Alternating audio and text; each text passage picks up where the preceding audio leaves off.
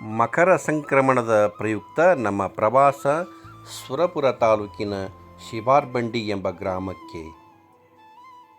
ಇಲ್ಲಿಯ ವಿಶೇಷತೆ ಏನೆಂದರೆ, ಶ್ರೀರಾಮಚಂದ್ರನು ಸೀತಾಮಾತೆಯ ಹುಡುಕಾಟದಲ್ಲಿರುವಾಗ ಹೊಡೆದ ಒಂದು ಬಾಣ ಈ ಊರಲ್ಲಿ ಬಿದ್ದಿದೆ ಎನ್ನುವ ಒಂದು ಐತಿಹಾಸಿಕ ಹಿನ್ನೆಲೆ ಇದೆ. ನಮ್ಮ ತಂಡವು ಈ ವಿಶೇಷ ಸ್ಥಳದ ವೀಕ್ಷಣೆಗೆ ಹೊರಟೇ ಬಿಟ್ಟಿತು.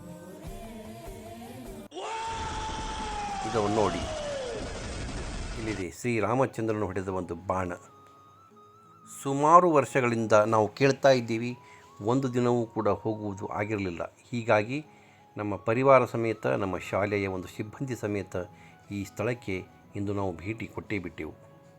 ಇದು ನೋಡಿ ಎಷ್ಟು ಎತ್ತರ ಇದೆ.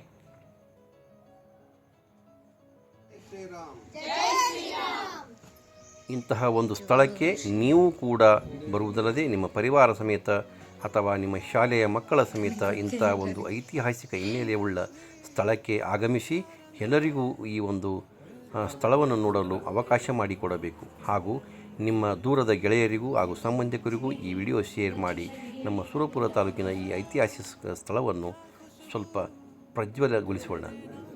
ಧನ್ಯವಾದಗಳು. ನಮಸ್ಕಾರ.